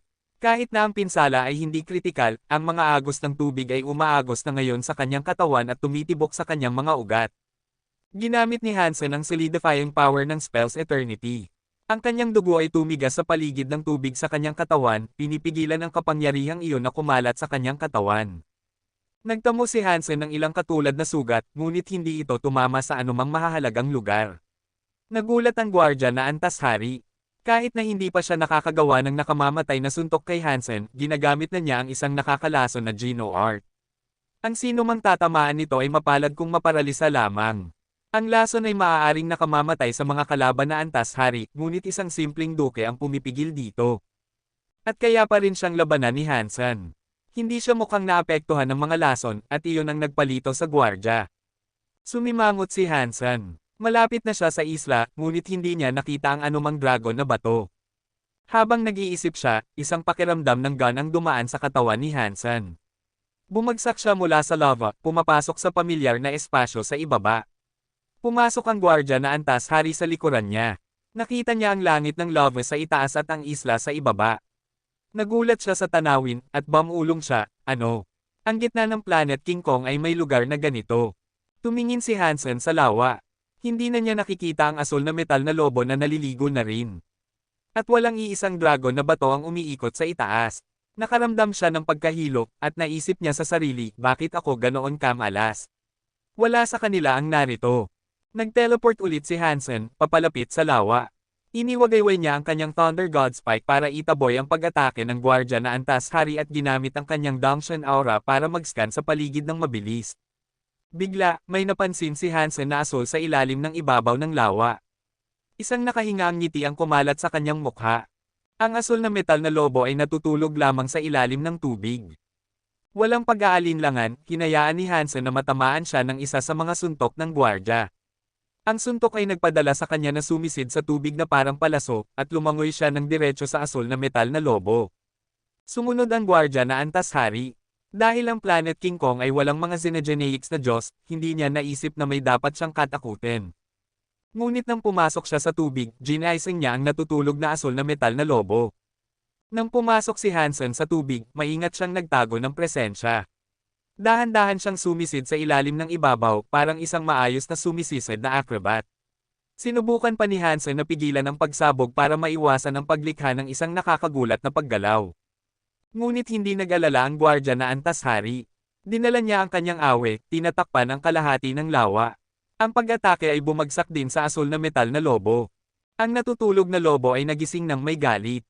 Tumayo ito, ang metal nitong balahibo ay tumayo. Pagkatapos ay umungal ito. Ang lawa ay sumabog na parang isang freshwater spring habang ang ungol ay nagpaalis sa tubig. Nagkulong si Hansen sa posisyong pangsanggol, hawak ang kanyang armas sa harap para protektahan ang sarili.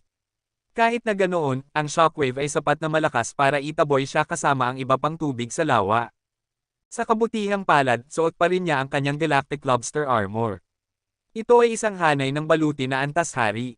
Kung hindi niya ito suot, ang kapangyarihan na inilabas ng asul na metal na lobo ay magpuputol sa bawat buto sa kanyang katawan. Napakagandang kapangyarihan. Ano ang antas ng asul na metal na lobong ito? Nagtaka si Hansen. Sa kabilang banda, ang gwardya na antas hari ay mukhang natatakot na ngayon. Naka-freeze siya sa ere, hindi gumagalaw. Ang asul na metal na lobo ay nakatayo na ngayon sa tuyong lakebed, at ang mga asul na mata nito ay nakatingin sa kanya. Nararamdaman ng gwardya na parang pinapanood siya ng mismong Grim Reaper, at ang kanyang mga nerbiyos ay kasing higpit ng mga bowstring. Nanginginig ang kanyang katawan, at ang tanging gusto niya ay makatakas. Ngunit hindi siya nang ahas na subukan. Sigurado siya na, kung lumingon siya, ang asul na metal na lobo ay susugod sa kanya. Kukunin siya ng hayop at durugduguin ang kanyang mga buto. Ang tubig sa lawa ay malumanay na bumagsak. Ang lalaki at ang lobo ay nagtinginan, at ang noo ng gwardya na antas hari ay puno ng pawis. Kabanata 2319. Ang awe ng tubig ng gwardya ay hindi nagbigay sa kanya ng anumang pakiramdam ng seguridad. Habang ang mga asul na mata ng lobo ay nakatitig sa kanya, ang malamig na pawis ay dumaloy sa noo ng hari at sa kanyang mukha. Oo! Pagkatapos ay umungal ulit ang asul na metal na lobo. Ang malalakas nitong paa ay nagpalabas ng isang malaking halaga ng kapangyarihan. Ang awe ng tubig ay pinalakas ng bumabagsak na tubig sa lawa, ngunit kahit na ganoon, hindi sapat iyon para mahirapan ang asul na metal na lobo. Ang katawan ng asul na metal na lobo ay lumabo, at pagkatapos ay binuksan nito ang bibig at kinagat ang katawan ng gwardya. Pang! Ang mga ngipin ng lobo ay tumagos sa katawan ng hari, at sa sandaling iyon, sumabog ito na parang tubig. Ang kanyang baluti at mga armas ay kinain at nilamon. Gayunpaman, ang katawan mismo ay naging tubig, at ang tubig na iyon ay umagos mula sa bibig ng lobo at nagbalik sa isang lalaki na papunta sa langit ng lava. Isa siya sa mga haring supremo. Iyon ang kanyang katawan ng hari na may elementong tubig. Pinanood ni Hansen ang gwardya na antas hari na maging isang taong tubig pagkatapos ay pumunta sa langit ng lava. Hindi hahayaan ni Hansen na makatakas siya, kaya pinigilan niya ang lalaki at ginamit ang Thunder God Spike para tusukin ang kanyang katawan. Ako si Prinsipe 16. Umalis ka sa daan ko. Sigaw ng hari. Hindi naman siya natatakot kay Hansen. Natatakot lang siya sa asul na metal na lobong iyon. Kinain nito ang kanyang baluti at sibat, at ngayon ay papalapit na ito sa kanya na may mga gutom na mata. Kung pipigilan siya ni Hansen, ang asul na metal na lobo ay makakaatake ulit sa kanya. Alam niyang ang lobo ay dapat na isang uri ng nilalang na Diyos. Hindi siya mananalo sa isang laban-laban dito. Ang kanyang original Water King body ay walang silbi laban sa isang kaaway na Diyos. Napakaswerte niya na nakatakas siya noong una. At ako ang iyong ama, Haring Bai. Hindi siya pinaniwalaan ni Hansen, kaya sinuntok niya ang Blood Scorpion Jade Drum at itinulak ang Thunder God Spike patungo sa lalaki. Gusto niyang pigilan ang gwardya na antas hari sa lahat ng paraan. Nakita ng gwardya na antas hari ang asul na metal na lobo na papalapit sa kanya. Wala siyang oras para mag-atubili. Kinagat niya ang kanyang mga ngipin at tumakbo sa Thunder God Spike ni Hansen nang hindi nag-aaksaya ng oras para umiwas. Napakaganda. Wala siyang intensyon na maging madali sa kanya si Hansen. Tinagos ng Thunder God Spike ang original Water King body ng gwardya. Ang Thunder God Spike ay hindi kayang tiisin ng isang halos Diyos, kaya hindi naniniwala si Hansen na ang isang katawan ng hari ay makakapidyaw sa puot ng kidlat. Ang Thunder God Spike ay tumagos sa katawang tubig, ang pilak na kidlat ay kumikislap sa buong likido. Ang katawang tubig ay nagsimulang lumiwanag. Ngunit ang katawang tubig na may kuryente ay hindi bumalik sa lobo. Narinig ni Hansen ang sigaw ng hari, papunta kay Hansen. Pagkatapos ay nagawa niyang tamaan si Hansen. Sinampal ng katawang tubig si Hansen, pagkatapos ay nabasag. Si Hansen ay nasa paligid ng gwardya. Parg! Sigaw ni Hansen. Ang kidlat sa tubig ay tumama sa kanya, kaya na-electrify din siya. Ang kanyang buhok ay tumayo ng tuwid, at halos mahulog siya mula sa langit. Ang asul na metal na lobo sa ibaba ay umungal sa magkapares. Mukhang handa na itong magpalabas ng isa pang pag-atake. Nilabanan ni Hansen ang pamamanhid na sumasakop sa kanyang katawan, ipinadyak ang kanyang mga pakpak, at bumalik sa lava. Matapos mag-teleport si Hansen pabalik sa lava at mabilis na nagsimulang lumangoy paitaas. Nararamdaman niya na may mali sa kanya. Ang gwardya na antas hari ay naging tubig at tumama sa kanya, at dahil dito, na-electrify siya. Ang tubig ay wala na, ngunit parang nasa loob na ito ng kanyang katawan. Malinaw na nararamdaman ni Hansen ang isang kakaiba, makapangyarihang tubig sa loob niya. Lumulubog ito sa kanyang katawan at sinusubukang pagsamahin ang kanyang mga selula. Ano ang ginagawa mo? Lumabas ka sa akin. Galit na sigaw ni Hansen. Ha? Iniisip mo bang gusto kong gawin ito? Kung hindi mo ako tinulak dito, hindi ko gagawin ang Return to Origin para pagsamahin ang iyong katawan. Isa ako sa mga Haring Supremo. Dapat mong ipagmalaki na ang aking katawan ay pinagsama sa katawan ng isang basurahan na lahi tulad ng sa iyo. Ha, kakaiba, mayroon kang dugo ng Haring Supremo sa loob mo. Kahit ang Diyos ay tumutulong sa akin. Mahina ito, ngunit mas mabuti kaysa wala. Ang boses ng hari ay umalangaw-ngaw sa loob ng katawan ni Hansen. Para bang ang mga selula ni Hansen mismo ay sumisigaw sa kanya. Nalulungkot si Hansen. Kung alam niya na mangyayari ito, hindi niya pipigilan ang lalaki. Hayaan niya na lang itong umalis. Ang lalaking nagsabing si Prinsipe 16 ay hindi gumagamit ng isang kasanayan na maaaring sakupin ang isipan ng isang tao. Ang kanyang pamamaraan ay nagpapahintulot sa kanya na pagsamahin ang kanilang mga selula at subukang pagsamahin ang kanilang mga katawan. Kaya, ikaw talaga si Prinsipe 16? Tanong ni Hansen, gamit ang ilan sa kanyang kapangyarihan para lumaban sa pagsalakay sa kanyang katawan. Ha, ang pangalan ko ay Bai, sabi ng boses. Mahal na prinsipe, paano na ito? Magpanggap na walang nangyari sa pagitan natin. Lumabas ka sa katawan ko, at pareho tayong maghihiwalay ng landas, sabi ni Hansen. Natatakot ka na ba ngayon? Huli na, kapag nagsimula na ang Return to Origin, kahit ako ay hindi na ito mababaligtad. Kailangan kong sakupin ang iyong katawan, malamig na sabi ni Bai. Mag-isip ka ng paraan para pigilan ito.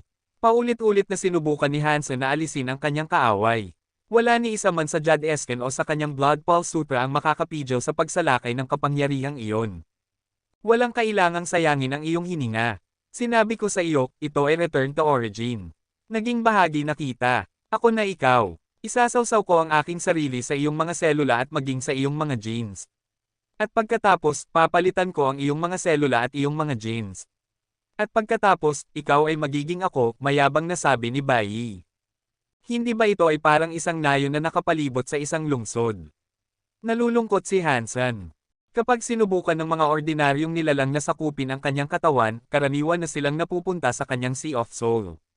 Ngunit ang taong ito ay gumagawa ng mga bagay sa kabaligtaran na paraan. Sinimulan niyang pagsamahin ang kanyang sarili kay Hansen mula sa katawan, na pumipigil sa kanya na pumunta sa Sea of Soul kung saan siya ay sisirain ng itim na kristal na baluti. Sa ngayon, ang original Water King body ni Bai ay nasa loob ng mga selula ni Hansen. Kung gusto ni Hansen na alisin siya, kailangan niyang sirain ang kanyang sariling mga selula. Ngunit nangangahulugan din iyon na kailangan niyang sirain ang kanyang katawan. Inilagay siya nito sa isang mahirap na sitwasyon. Nang simulan ng original Water King body na palitan ang mga selula ni Hansen, naramdaman niya ang pagbabago. Tangkilikin ang mga huling sandali ng iyong buhay. Malapit ka nang maging ako, at kukunin ko ang lahat ng iyong mga gamit. Kabilang na ang iyong katawan, ang iyong kalooban, at maging ang iyong mga alaala. Ang lahat ng pag-aari ng katawang ito ay magiging akin, malamig na sabi ni Bai Yi. Masyado kang simple. Tumawa si Hansen. Ginamit niya ang spell, at isang mahiwagang simbolo ang lumitaw sa kanyang noo. Ang solidifying power ng Eternity ay tumatakip sa kanyang katawan. Sinementuhan nito ang kanyang katawan gaya ng dati, pinipigilan ang anumang pagbabago. Anong uri ng kapangyarihan ito? Gulat na sigaw ni Bai Yi. Kabanata 2320. Hindi sumagot si Hansen. Inilaganap niya ang kanyang mga kapangyarihan ng pagpapatigas ng Eternity sa buong sarili. Ang kanyang katawan ay naging matatag at hindi mababago, pinipigilan ang pagsalakay ni Bai Yi. Pinatibay din nito ang original Water King body ni Bai Yi. Hindi na nito masasalakay ang mga selula ni Hansen, at hindi na rin ito makaka-attrest. Ngunit ang mga katangian ng pagpapatigas ng Eternity ay maaari lamang mag-lock ng mga bagay gaya ng dati. Hindi nito mabubure ang original Water King body na nagtatag na ng presensya nito. Bai Yi, mas mabuting sagutin mo ang tanong ko. Kung hindi, huwag mo akong sisihin kung magiging malupit ako sa iyo. Tumaas si Hansen mula sa lambak ng lava at nakahanap ng isang nakatagong lugar kung saan maaari niyang kausapin si Bai Yi. Hindi mo ako matatakot, usual ni Bai Yi. Kahit na ang iyong kapangyarihan ay maaaring nagpahinto sa proseso ng return to origin, ang iyong sariling katawan ay napahinto rin. Hindi ka mananatili ng ganoon magpakailanman, at wala kang magagawa tungkol sa presensya ko rito. Ikaw ba talaga si Prinsipe 16? Mausisa na tanong ni Hansen, hindi pinapansin ang sinabi ni Bai Yi. Totoo iyon. Magtanong-tanong ka kung gusto mo, at marami kang malalaman tungkol sa aking sikat na pangalan. Mayabang na tunog ni Bai Yi. Ikaw ay isang prinsipe, kaya ano ang ginagawa mo sa paraiso ng mga kabalyero? At bakit ka nakikipaglaban para makuha ang isang metal doll?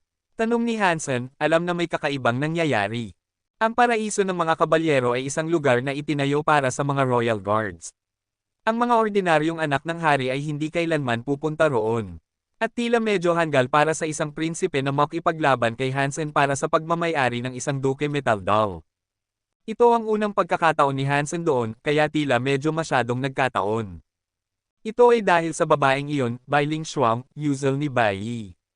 Kung hindi, bakit ako pupunta rito? Nang marinig ito ni Hansen, naintindihan niya. Si Bai Ling Shuang ay si Prinsesa Sampung. Siya ang taong ayaw na ayaw ni Bai Wei. Naisip ito ni Hansen. Nakilala niya si Bai Wuchang sa istasyon ng espasyo, at ngayon ay nakikilala niya si Bai Yi dito. Walang paraan na ang dalawang insidenteng ito ay purong nagkataon. Natatakot siya na ang insidente kay Bai Wuchang ay nangyari dahil sa pakikialam ni Bai Ling Shuang.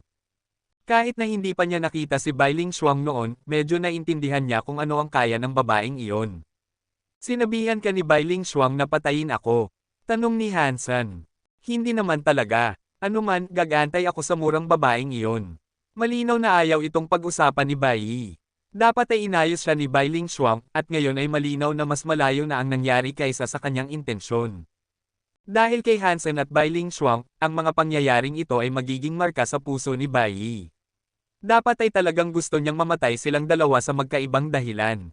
Ngunit ang mga ito ay mga bagay sa hinaharap. Pag-usapan natin kayo at ako, ngayon. Gusto mong sakupin ang katawan ko, hindi ba?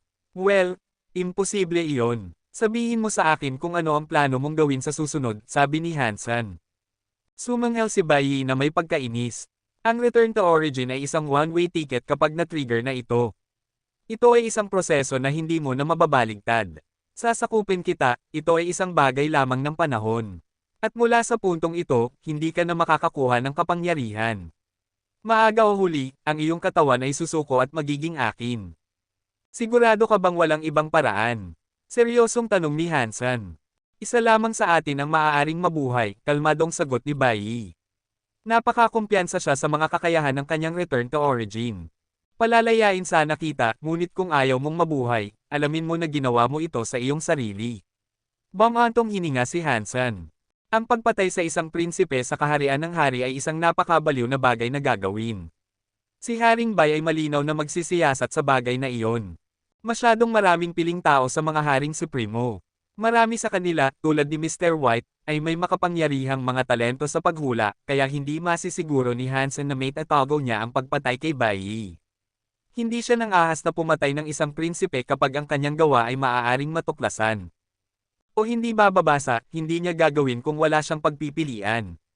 Kung hindi makalabas si Bai Yi sa kanyang katawan, kailangan niyang ipaalam kay Haring Bai na pinilit ni Bai Yi ang sitwasyon na ito sa kanila. Kung maaari, tutulungan niya si Bai Yi na palitan ang kanyang katawan. Nang magsalita ulit si Bai Yi, ang kanyang boses ay puno ng panlalait. Natunaw na ako sa iyong mga selula. Bahagi na ako ng iyong katawan ngayon. Maliban na lang kung papatayin mo ang iyong sarili, nandito ako. Ano ang magagawa mo tungkol dito? Kung ang lahat ng pamilya Bai ay kasing simple mo, magiging maganda iyon. Bumantong hininga si Hansen. Si Bai Yi ang pinakabobong miyembro ng pamilya Bai na nakilala niya hanggang ngayon. Mas matalino pa si Bai Wei kaysa sa kanya. Ginamit siya ni Bai Ling Shuang, ngunit nagmamayabang pa rin siya sa buong panahon. Hindi alam ni Hansen kung paano siya nakaligtas ng napakatagal sa mga Haring Supremo. Ito ay isang napakamapagkompetensyang lugar para tirahan pagkatapos ng lahat. Tama, marahil walang nagmamalasakit sa isang malaking tanga na tulad niya. Marahil walang magagalit na masyado na siya ay patay na, naisip ni Hansen sa sarili. Pagkatapos, ang kanyang mga mata ay nagsimulang pumuti. Ang puting liwanag ay sumabog mula kay Hansen, tinatakpan ang kanyang katawan ng banal na liwanag. Nagsimula siyang magkaroon ng anyo ng isang banal na Diyos. Ito ay imposible. Sigaw ni Bai Yi. Napansin niya na ang kanyang original Water King body ay hinihila mula sa mga selula ni Hansen. Ang takot ay tumama kay Bai Yi nang mapagtanto niya na ang kanyang original Water King body ay mas mahina kaysa sa bagong kapangyarihang ito. Ang mga genes na nakita niya ngayon ay nagdulot ng takot kay Bai Yi. Ano ito? Anong kapangyarihan ito? Bakit ang katawan ng aking hari ay nakakaramdam ng takot? Imposible ito. Ang mga katawan ng aming hari ay ang pinakamalakas na katawan sa mundo, mayroon kami ng pinakamalakas na genes, hindi maaaring may mga genes na mas malakas kaysa sa amin. Naramdaman ni Bai Yi na ang kanyang original Water King body ay nagsimulang humiwalay kay Hansen. Ang kapangyarihang iyon ay pumipigil din sa kanya. Hindi siya makagalaw. Napakasindik niya, at ang kanyang dating kalmado ay nawala. Hindi pinansin ni Hansen ang pag-ungol ni Bai Yi. Ang buong katawan niya ay nasa Super God Spirit mode na ngayon. Sa Super God Spirit mode, pinunit niya ang original Water King body ni Bai Yi. Ang mga genes ng original Water King body ay napakalakas, ngunit sa harap ng Super God Spirit body, ang katawan ng hari ay parang dumi. Maliban na lang kung sinipsip at pinino ito ni Hansen, hindi sila magkakasama. Sa harap ng Super God Spirit body ni Hansen, naramdaman ni Bai Yi na ang kanyang high-level na original Water King body ay naging isang koleksyon ng mga mababang antas na genes. Kaya niya lamang titigan ang nakakatakot na kapangyarihang iyon ngayon. Ang lahat ng mga patak ng tubig ay parang isang umaagos na bukal. Sa ilalim ng kapangyarihan ng Super God Spirit, pinino ni Hansen ang bawat patak isa-isa. Hindi, huwag mo akong patayin, makakaalis ako sa iyo. Sa wakas ay nakaramdam ng takot si Bai Yi. Ang original power ay pinino ni Hansen. Hindi niya maintindihan kung paano nakakuha ng ganoong masasamang kapangyarihan ang isang duke. Si Hansen ay hindi gaanong malakas at hindi pa siya hari, ngunit kahit na ganoon, nakakita si Bai Yi ng sapat na genes ni Hansen para malaman na mas maganda ang mga ito kaysa sa kanyang sariling original Water King body. Huli na, simpleng sabi ni Hansen. Ang kanyang Super God Spirit body ay lumakas.